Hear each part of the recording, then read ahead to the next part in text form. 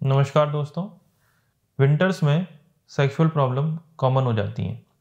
ऐसा देखा गया है कि जो गूगल सर्चेज हैं इरेक्टाइल डिस्फंक्शन की, वो विंटर्स में बहुत बढ़ जाती हैं। 2009 से लेकर 2019 तक जो गूगल सर्चेज हुई, उनकी एक स्टडी पब्लिश हुई थी 2020 में, जिसमें कि ये डाटा निकाला गया था कि विंटर्स में जो इरेक्टाइल डिस्फंक्शन पे सर्च हुई है वो बाकी सीजन से ज़्यादा हुई है। ऐसा किडनी स्टोन्स के लिए समर्स में देखा गया है। तो जाहिर सी बात है कि जब गूगल सर्चेस ज़्यादा हो रही हैं तो लोगों को तकलीफ ज़्यादा हो रही है इरेक्टाइल डिस्फंक्शन की विंटर्स में, और उसकी वजह से वो उसकी क्वेरी को गूगल पे सर्च करते हैं और जानकारी पाने की कोशिश करते हैं। और यही ट्रेंड हमने हमारी ओपीडी में भी देखा, यानी कि हमारे जो पेशेंट्स होते हैं, आउटडोर पेशेंट्स होते हैं, वो सेक्सुअल प्रॉब्लम से रिलेटेड ज़्यादा क्वेरी करते हैं हमारे साथ हमारी ओपीडी में। जो भी पेशेंट आ रहे हैं उनमें से अधिक मात्रा में इरेक्शन की प्रॉब्लम लेके आ रहे हैं, और उनको ये परेशानी विंटर्स में समर्स के अपेक्षा ज़्यादा परेशान करती है।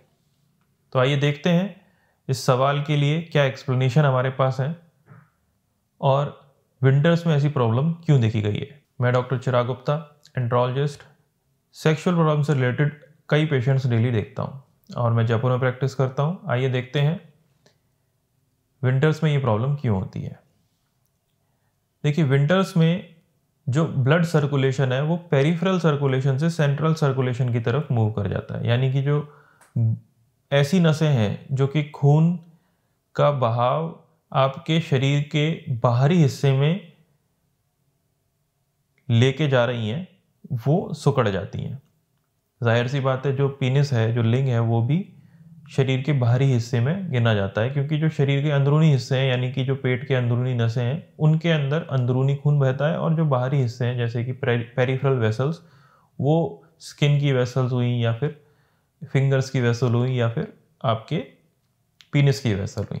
तो जो ये बाहरी नसें हैं जो कि वेसोकॉन्स्ट्रिक्शन यानी कि पतली हो जाती हैं विंटर्स में, क्योंकि विंटर्स में हम चाहते हैं कि हमारे शरीर के अंदर से हीट लॉस कम से कम हो।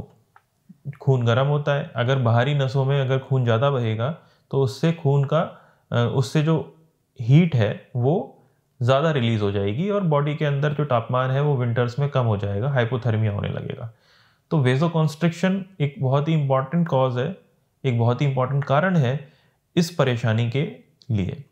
तो वेसोकॉन्स्ट्रिक्शन हो जाता है। दूसरा ये भी देखा गया है कि ऑल ओवर द ईयर जो टेस्टोस्टेरॉन है वो एक सेम लेवल पे नहीं रहता, और विंटर्स में खास तौर से वो डिक्रीजिंग ट्रेंड में होता है।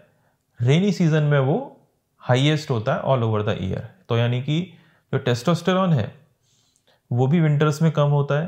तो इसकी वजह से हार्मोनल लेवल कम पाया गया है टेस्टोस्टेरॉन का आपके ब्लड सैंपल्स में विंटर्स में, और रेनी सीजन में ये ज़्यादा पाया जाता है।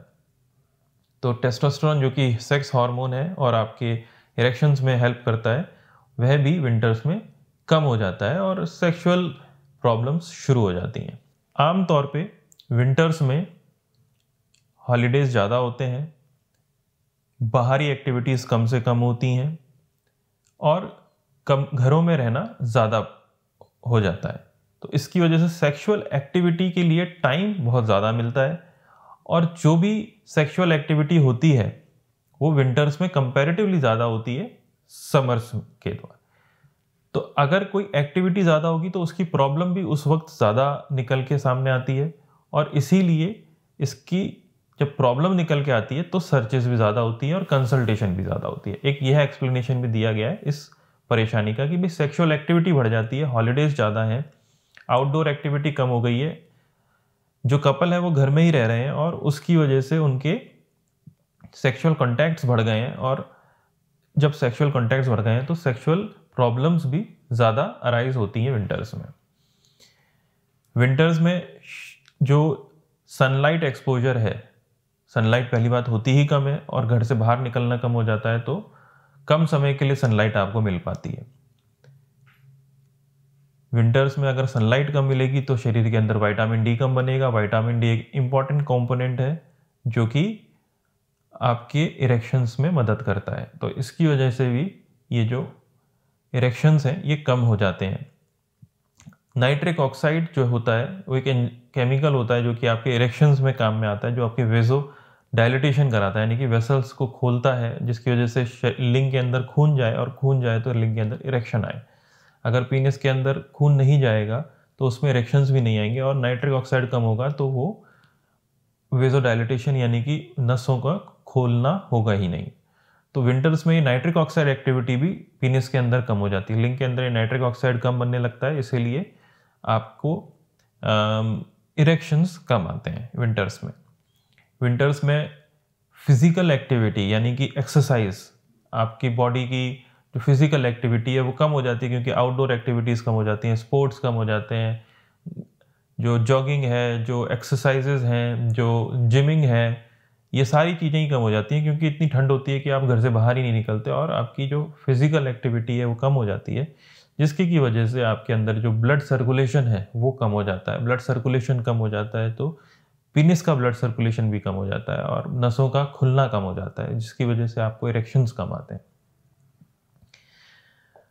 अब विंटर्स में जो डाइट होती है, फिजिकल एक्टिविटी तो कम हो जाती है और डाइट बढ़ जाती है, तो डाइट बढ़ने की वजह से आपका बॉडी वेट बढ़ जाता है। बॉडी वेट बढ़ने की वजह से एक तो वेसल्स में फैट डिपोजिशन बहुत ज़्यादा हो जाता है, तो वेसल्स कम कंप्लाइंट हो जाती हैं, मतलब खुल नहीं पाती वो जब भी ज़रूरत होती है। वेसल्स अगर कंप्लाइंट हो, उनके अंदर फैट कम डिपॉजिट हो, एथेरोस्क्लेरोसिस ना हो, यानी कि उनके अंदर फैट डिपॉजिट ना हो, तो उसकी वजह से जब भी सेक्स की एक्टिविटी होती है तो नसों को खुलना होता है, नस बढ़ेंगी तभी उसके अंदर ब्लड फ्लो होगा, ब्लड फ्लो होगा तो नस पीनिस में इरेक्शन आएगा। अगर ये सारा का सारा इरेक्शन ब्लड फ्लो पे डिपेंडेंट है तो नसों का खुलना बहुत ज़रूरी है, मगर फैट डिपोजिशन से, एथेरोस्क्लेरोसिस से ये नसें नहीं खुलती हैं, और नहीं खुलती हैं तो फिर वो ब्लड फ्लो नहीं हो पाता। और बट ये फैट डिपोजिशन अगर ना हो तो ज़रूरत के टाइम नसों को खुलना हो जाएगा, और नसों का खुलना हो जाएगा तो इरेक्शंस आ जाएंगे।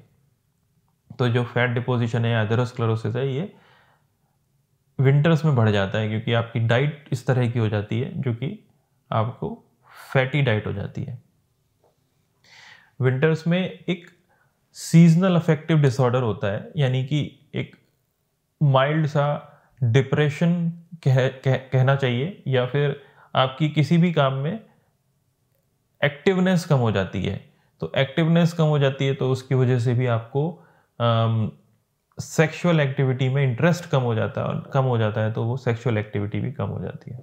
विंटर्स में अगर ये विंटर की इरेक्टाइल डिस्फंक्शन से अगर आपको बचना है तो आपको एक तो एक्टिविटी इंप्रूव करनी पड़ेगी, जैसे कि एक्सरसाइजेज हैं, जॉगिंग है, और जो भी फिजिकल एक्टिविटी है जिससे कि ब्लड फ्लो इंप्रूव हो। वार्म रखना पड़ेगा अपने आप को, यानी कि आपकी जो बॉडी का टेम्परेचर है वो अच्छा रहे, आपकी बॉडी में वेजो कंस्ट्रिक्शन कम से कम हो। वार्म क्लोथ्स पहन के रखने पड़ेंगे। स्ट्रेस से बचना पड़ेगा, अगर स्ट्रेस किसी भी चीज़ का है तो वो विंटर्स में बहुत ज़्यादा आपकी बॉडी को अफेक्ट करता है, तो जो मेडिटेशन और योगा है उसकी पूरी मदद लेनी पड़ेगी, ताकि आपका जो विंटर सीजनल डिप्रेसिव डिसऑर्डर है वो कम से कम हो।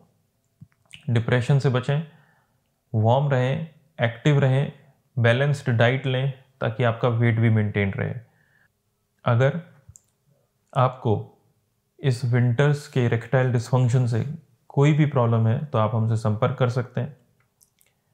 अगर आपको ये वीडियो से कुछ भी इम्पॉर्टेंट इन्फॉर्मेशन मिलती है तो आप इसे लाइक, शेयर और सब्सक्राइब जरूर करें, ताकि ज़रूरतमंदों तक ये वीडियो पहुंच सके।